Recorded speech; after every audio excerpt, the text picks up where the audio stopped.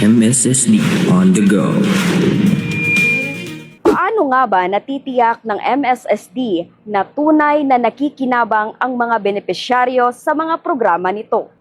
Sa pamamagitan ng masusing monitoring. Mula July 13 hanggang 16, 2026, nagsagawa ng Cross-Provincial Spot Check Monitoring ang Monitoring and Evaluation Team ng Planning and Development Division ng MSSD. Kasama ang iba pang M&E officers at Project Development Officers mula sa iba't ibang lalawigan ng BARM sa Special Geographic Area o SGA, partikular na sa mga bayan ng Nabalawag at Ligawasan. Layunin nitong tiyakin na maayos na naipatutupad ang mga programa ng MSSD. Natatanggap ng mga benepisyaryo ang tamang tulong at matukoy ang mga hamon at mungkahing makatutulong sa patuloy na pagpapabuti ng mga serbisyo. Sa kabuuan, 80 beneficiaries ang na-monitor mula sa iba't ibang programa. Isa si Abdul Rahim Abdullah sa mga benepisyaryong binisita ng monitoring team. Sa isinagawang panayam, kinumpirma niyang malaking tulong ang suportang natanggap sa ilalim ng Unlad Pamilyang Bangsamoro Program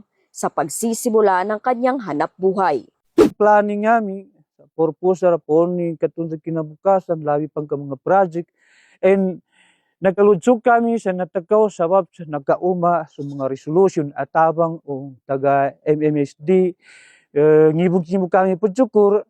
Samantala, ibinahagi ni Provincial Social Welfare Officer Harun Amir ang kahalagahan ng isinagawang spot check monitoring. Itong pong mga findings na pinresent po ngayong araw dito sa spot checking ng exit conference ng M&E team, tinitingnan po namin ito as positive na findings or comments para mas ma-improve pa po namin yung mga trabaho namin, mga trabaho ng aming mga Municipal Social Welfare and Development Officers to ensure na maka-implement kami ng maayos pagdating doon sa welfare ng ating mga community members. Sa bawat pagbisita, panayam at kwentong napapakinggan, mas napagtitibay ng MSSD na ang mga programang ipinatutupad nito ay tunay na nakararating sa bawat pamilyang Bangsamoro. Ako si Joanne Magbanwa para sa MSSD On The Go. MSSD on the go.